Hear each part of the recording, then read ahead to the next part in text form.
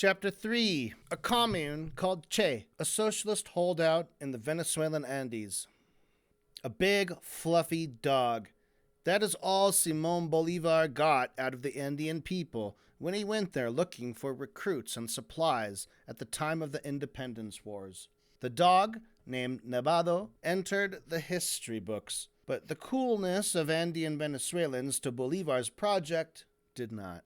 A population of small farmers who owned their land, the region's campesinos, were not willing to sign up for just any abstract proposal that involved much risk and unclear objectives. Moreover, these highland communities were not so leader-oriented. In one of the stories told about Bolivar's visit, the hero of Venezuelan independence got the dog because he asked to be shown their leader. Just as the independence struggle had different resonances in the Andes, so too does Venezuela's project of communal socialism. The region is home to one of the most successful communes in the country, and like other working communes, this one has a solid productive basis, a chocolate factory and coffee cooperative, and is run by experienced cadres. However, the Che Guevara commune is markedly different from others that sprung up in response to Hugo Chavez's call to build communes as the basic cells of socialism. More methodical, cautious, and pragmatic, the communards in these hillsides have built their project little by little, organizing their communities around the production and processing of two labor-intensive cash crops, and the know-how they have acquired from cross-border migration. The Che Guevara commune is far removed from the bustle of Venezuela's huge coastal cities. You reach it by following a steep, winding road from the shores of Lake Maracaibo into La Culata National Park. Lush vegetation and tall bucare trees provide good shade for coffee and cacao, which have only begun to be farmed in recent decades in this region, due to the migration triggered by the construction of the Pan American Highway along the lake's perimeter in the 1950s. Many of the migrants in the area come from neighboring Colombia, bringing their traditions of hard work and, just as often, political consciousness of veteran leftists fleeing persecution. Such was the case of Neftali Vanegas, who came here in the early part of this century, a coffee grower who always maintained good relations with the leftist insurgency in his zone. Neftali eventually fell under the suspicion of local paramilitary groups in Colombia. Those were the days of Alvaro Uribe's fascist offensive, and the most aggressive phase of the U.S.-sponsored Plan Colombia. It was a time when suspicion was practically a death sentence. One day, facing down a pair of would-be assassins, Neftali barely came away with his life. He wrestled a pistol from one assailant, which jammed during the struggle, and then chased the other attacker away by brandishing the useless but menacing weapon. Having won this first battle in a stacked contest, the only thing to do now was flee. Neftali made hasty tracks, first to Medellin, and later began an odyssey through El Salvador and Honduras that eventually took him to Venezuela's arid Guajira region. Farmer Neftali had fled with his young wife, Dioselina, and their infant son, Felipe. It took them 6 days of walking through difficult terrain to get to the Guajira, where they had to live by fishing and hunting. In one difficult moment, they even ate a rare tapir. Life was hard in that sun-baked region, not the least because of the mosquito-borne illnesses. After 2 years, they pressed on. Once they got to the highlands around Lake Maracaibo, it felt more like home. The region resembled Neftali's mountainous birthplace in Colombia. The family set up a farm, which later became the core of the Colomir cooperative in 2004. When Chavez first initiated the drive to make cooperatives. The farm would also become the keystone of the Che Guevara commune. From the torment of war and having survived a dire crossing, the fugitive Vanegas family ended up in the storm of Venezuela's socialist construction. A quick learner with revolutionary experience in his blood, the son, Felipe, would grow up in the fascinating context of the Bolivarian process. Felipe and both his parents would ultimately become important communal leaders. Coffee and independence.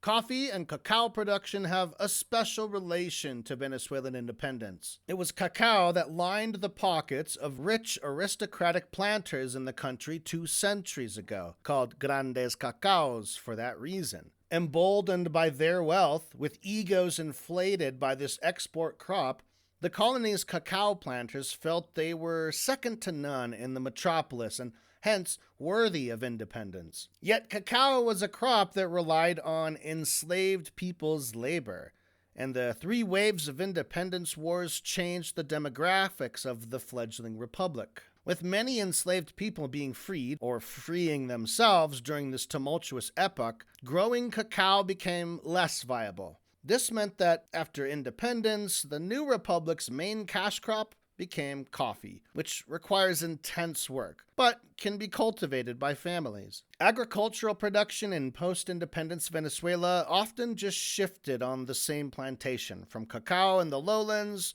to highland coffee cultivation. Today, in a similar way, the fallout from Chavismo's revolutionary advances, and especially the blockade imposed by the United States, has driven many Venezuelans back to coffee growing. This makes for a telling historical echo between what happened in the wake of the first independence struggle and the blowback from what could be called the second attempt at independence, 200 years later, this time from world capitalism.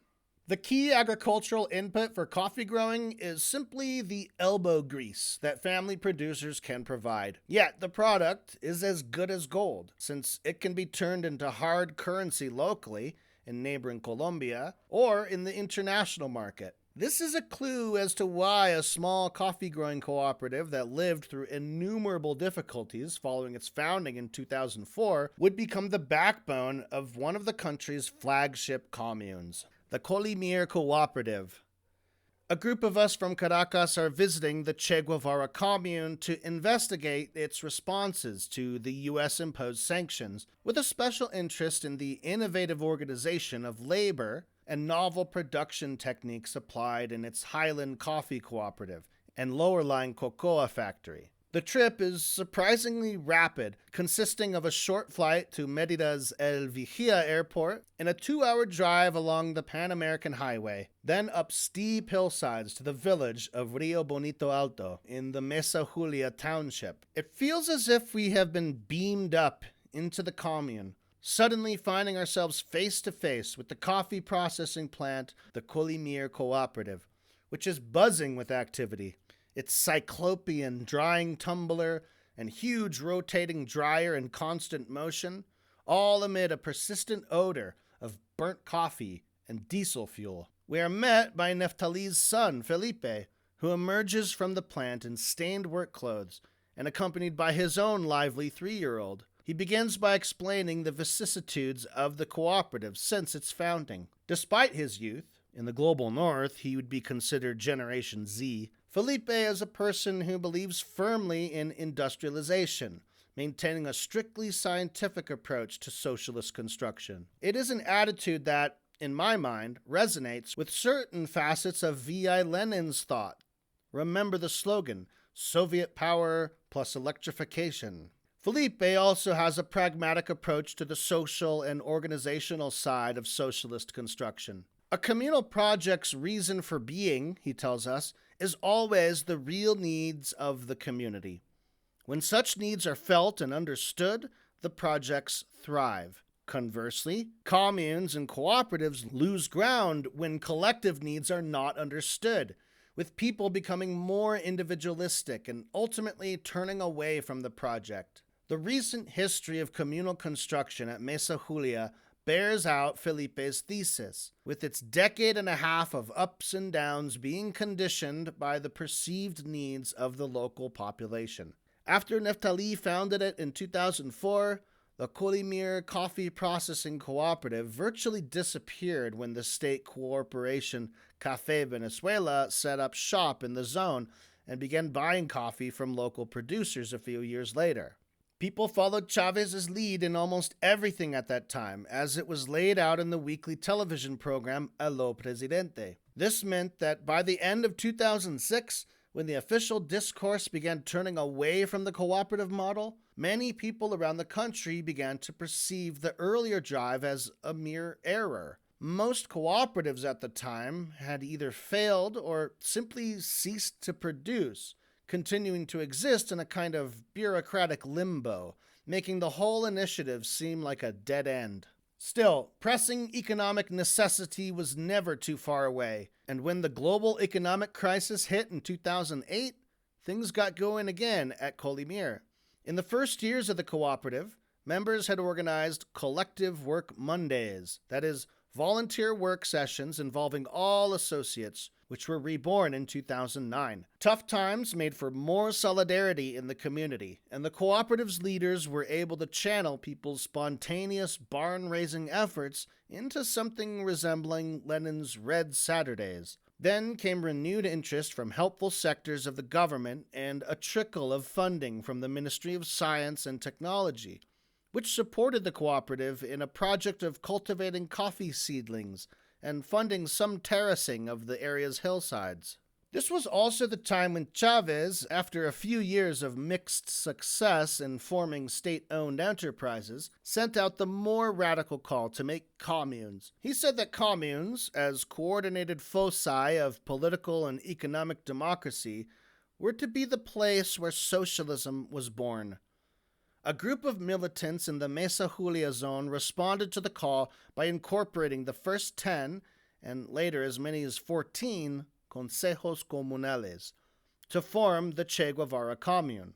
However, the Colimir Cooperative, which would later become its main economic motor, initially maintained its identity separate from the umbrella figure of the commune. The slight trickle of government support became more substantial when a new funding body, the Consejo Federal de Gobierno, helped finance the productive unit's infrastructure. Membership then boomed, reaching almost 100 associates, only to fall away when the building project and the money associated with it ran out. The hardest period for the coffee producers at Colimir came with the COVID pandemic and the country's severe economic crisis. Fuel shortages made drying the beans nearly impossible, and production came to a complete halt. When the Consejo Federal de Gobierno reached out and offered to help, the cooperativists researched solutions, discovering that coffee drying was being done elsewhere by burning the coffee husk itself, thereby drastically reducing dependence on diesel fuel. They also learned that the equipment to do so could be bought in Colombia. It was a triumphant day when these novel machines, financed by the Consejo Federal, arrived to Colimir's hillside coffee processing plant and were received by the communards. Thus, in the first months of 2021, a light shone at the end of the tunnel for a cooperative hard hit by U.S. sanctions, and yet held together by the social glue of pressing necessity and the firm metal of its resilient communards. Communal currency. As mentioned above, coffee in this zone is as good as money, and at a certain point in the history of the Che Guevara Commune, it became so explicitly. This was during the 2-year period when Colimir issued its own currency, called the cafeto, and made it equal in value to 1 kilo of coffee. We learned about this coffee as currency project when seated inside Colimir's small, comfortable business office, where Felipe has taken us to escape the persistent humming of the drying machines and diesel generator. This is where the cooperative manages its financial operations, which during those 2 years relied on an innovative local currency. The rise and fall of the cafeto at the Che Guevara Commune is a story worth telling for its insights into communal production, especially the importance of breaking the straitjacket of commodity exchange, while showing the real difficulties of such an attempt. The economist Hyman Minsky used to say that anybody can create money. The problem lies in getting it accepted. However, getting people to accept the cafeto was not especially difficult for the communards at Colimir, given the gravity of the economic crisis at the time. Runaway inflation, a product of economic attacks and an import-dependent economy, was systematically pulverizing the value of the Venezuelan bolivar. while the use of the US dollar was illegal. This made people open to trying a new currency. Moreover, campesinos in the area were already measuring value with coffee. They would price a motorcycle or a pair of boots in terms of kilos of coffee, using this as a shared base from which to speak about something's worth in a way that remained relatively stable over time. By issuing the cafeto, the Colimir cooperative was thus, in some basic sense, just formalizing what people were already doing spontaneously. When producers came from around the region to the administrative offices of Colimir to sell their harvest, they were met with a general equivalent that was both familiar and new. The cooperative bought coffee from its associates and other producers, most often with a digital version of the cafeto. They even developed their own Android app for it, but sometimes also with paper bills. Additionally, the cooperative made loans in cafetos since small growers in the area always need financial support during times of planting and harvesting. At one point, there were some 17,000 cafetos in circulation, backed by an equal quantity of coffee stored at Colimir. Felipe, pragmatic and always thinking about the future, looks back at that time with a critical perspective. Creating a local currency solved a problem,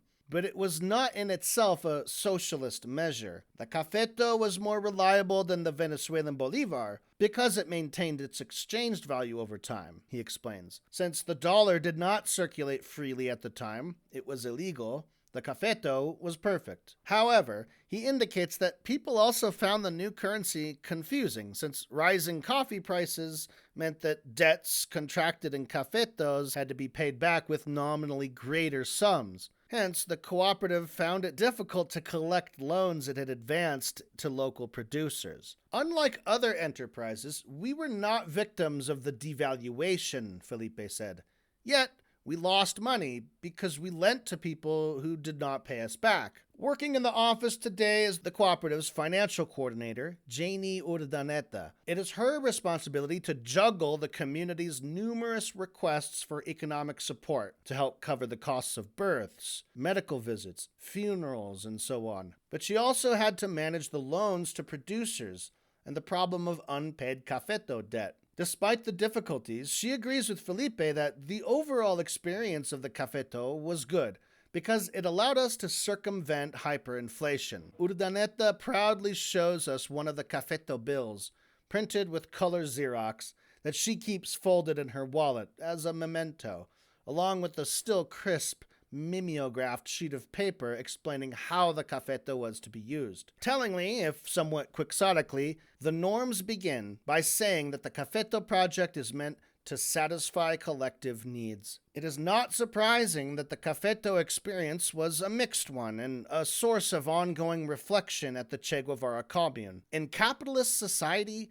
money expresses socially validated labor time. The value it represents is universal.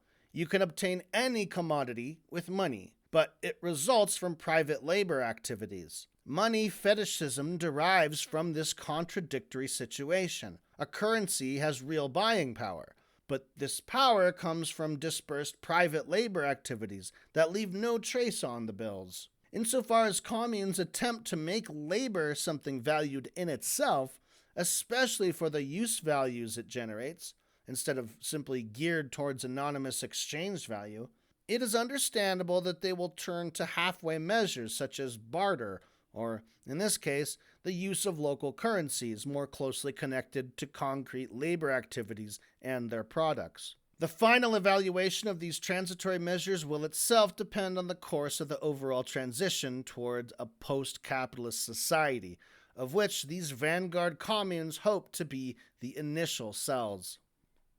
The chocolate factory. Apart from the Colimir Coffee Cooperative, the Che Guevara Commune is home to a sizable cacao processing plant. On our second day at Mesa Julia, we dropped down some 500 meters along a steep concrete path to visit its offices, factory spaces, and greenhouses, all dedicated to different stages of chocolate making. This second productive project of the commune got started some 5 years after the Colimir Coffee Cooperative. Yet the comrades working here represent the vanguard of the commune, if not in a productive sense, at least in an organizational one.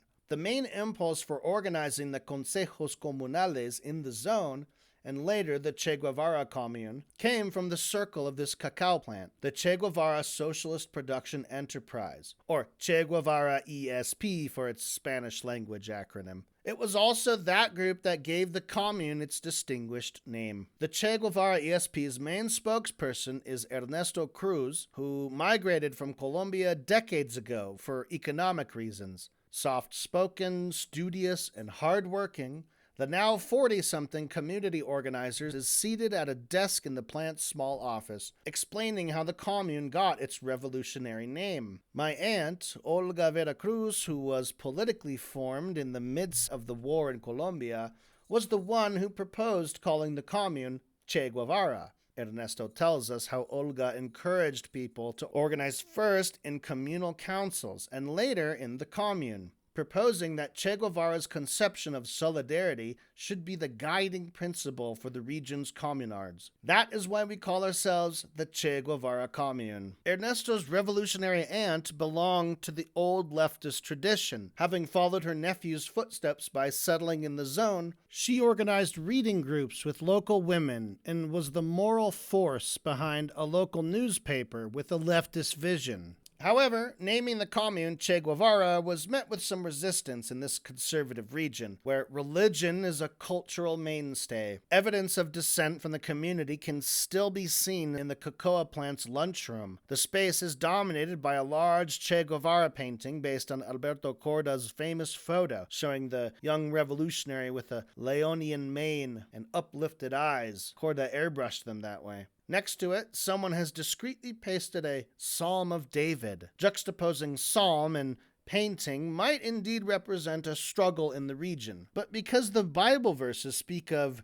the beauty of people living harmoniously together, they resonate well with both the commune's overall project and Che's commitment to solidarity and self-sacrifice. Fiction tells us that visiting a chocolate factory should be an adventure full of mystery and surprises. In Roald Dahl's classic story, the most telling surprise is how labor is carried out. Chocolate making depends on the enlightened slavery of Oompa Loompas, who lived on a sad diet of caterpillars until the factory owner, Wonka, rescued them from the bad food and dangerous predators of Loompa Land. In this way, Charlie and the Chocolate Factory offers readers a deus ex machina solution to the problem of wage labor and tries to cover up capitalist exploitation. In the Che Guevara EPS, there is a different, less mystified solution to the problem of exploitation, though from a capitalist perspective, it is just as surprising. Here, exploitative and alienated labor is overcome through the ample application of democracy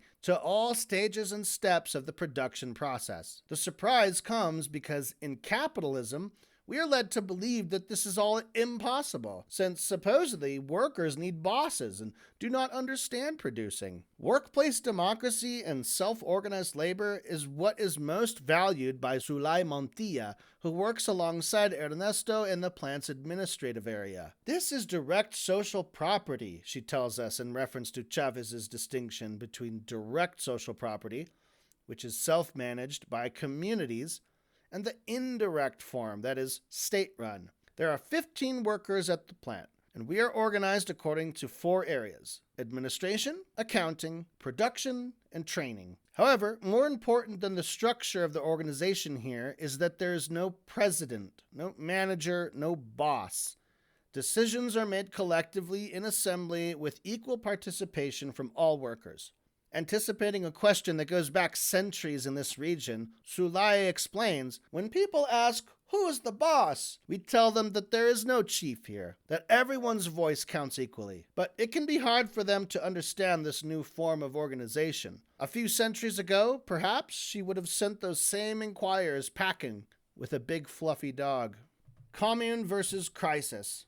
Ernesto's family has something like revolutionary discipline in its bones. Organization, planning, and a seriousness that verges on somberness are the most noticeable characteristics of their modus operandi in both work and in life. Asked how they are, even casually, family members generally respond, "We're ready for war." War is meant figuratively, of course. Nevertheless, they brought this determined attitude with them from Colombia. It is the ethic of revolutionaries in that war-ridden country, and it is all about hitting the ground running. On arriving to a new territory, one begins by recruiting militants, building a cell, and, of course, producing food for one's people. All of this was foreign to the Venezuelan locals when the Cruz family arrived at Mesa Julia some 20 years ago. Then, food was abundant, and Chavez's revolutionary government seemed capable of doing all the necessary organizing and mobilization. But then came a warlike situation. The country was nearly brought to its knees economically. First by the economic war, 2014 to 2016, and later by the sanctions, 2016 to present. In this new context, the Cruz family's attitude began to get more traction. This is in part because the commune they built had won credibility by providing the community with schooling, cooking gas distribution, and transportation at a time when the state is no longer willing or able to do so. For example, the Commune constructed a small school, painted with bright colors and stenciled numbers inside, in the upper region of Mesa Julio, in what was formerly a state-run Mercal grocery store. They also repaired an old city bus to take people up and down the steep hillsides. For all these reasons, neighbors in the area are beginning to see the value of communal work and look to self-organization, rather than top-down solutions to address their problems. Ernesto is an atheist, and even in informal conversations,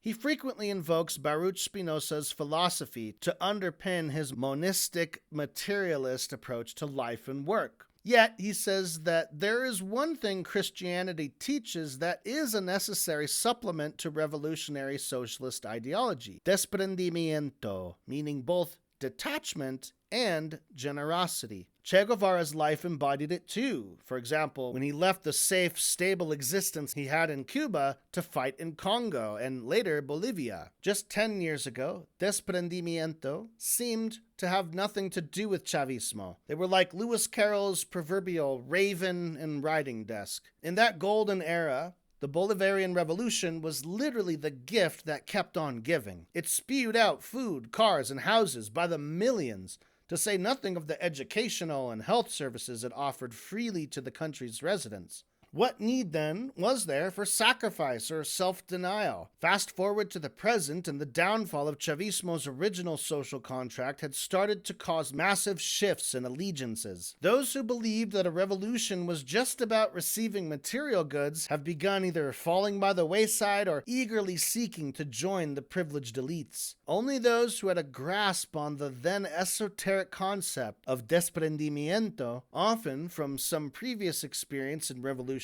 practices and ethics, could see the way forward without their vision being clouded by resentment or pain.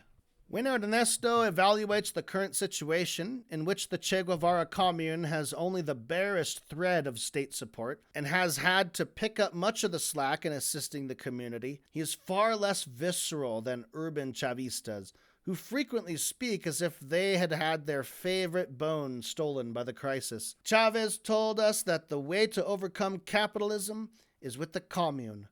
Now, however, it often seems as if the state has lost sight of the communal project. It's a real problem, but we should be self-critical. Many within the Bolivarian process imagined that this revolution would have access to the oil resources forever. That was a bad calculation, and we are now trying to find our feet. Ernesto looks to the future with measured optimism. All this doesn't mean that Chavez's communal proposal was mistaken. Quite the contrary. We have to generate conditions to develop productions and diversify. And experience shows that the commune is actually the way to do it. In our effort to construct a new hegemony, it is important that we have been able to be self-sufficient in great measure. The EPS is producing chocolate, and Colimir is producing coffee. These concrete achievements help people to not become demoralized. Before leaving, we visit the outdoor drying patio, where the cacao beans are spread out and raked under the sun, the greenhouse for seedlings to improve the quality of local cacao trees, the fermentation sheds, and finally, the clean, cool rooms where chocolate is poured into molds to make a marvelous array of bars and bonbons. The inebriating smell of chocolate permeates every space of the building in a kind of olfactory counterpoint to Ernesto's sober reflections. Grassroots internationalism.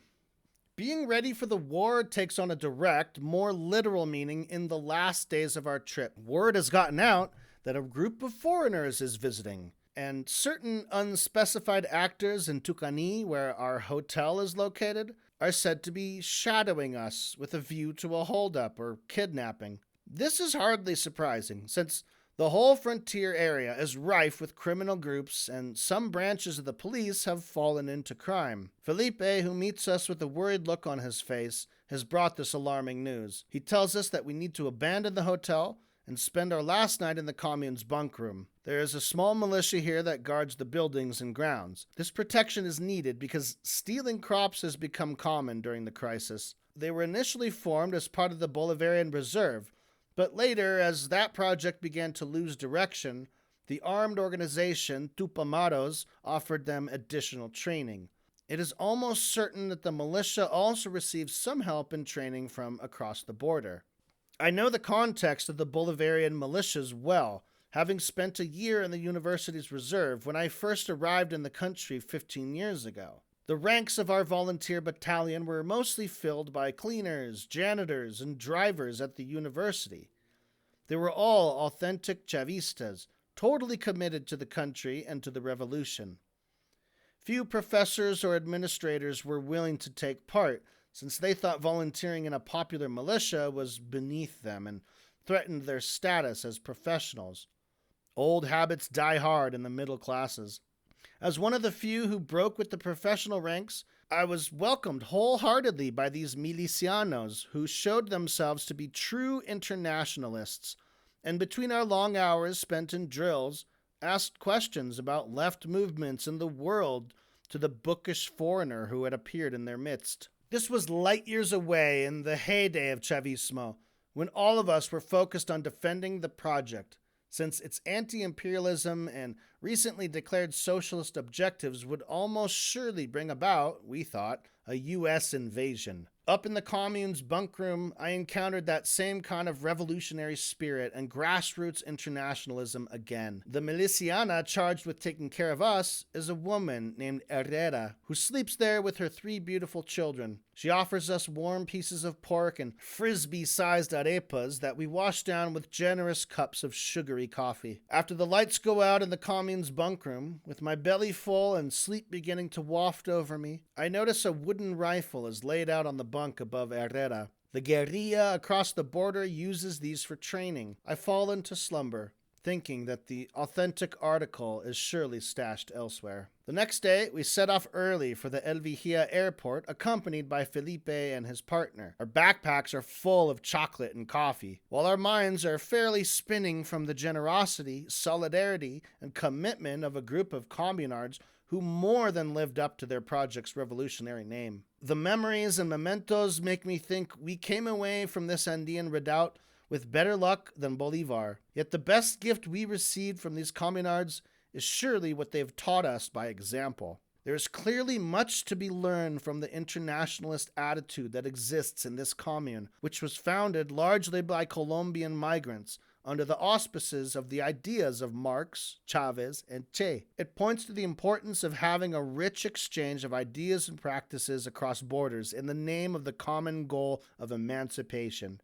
This interchange of ideas also mirrors the process by which the communal idea was born in Venezuela, as we will see in the next chapter.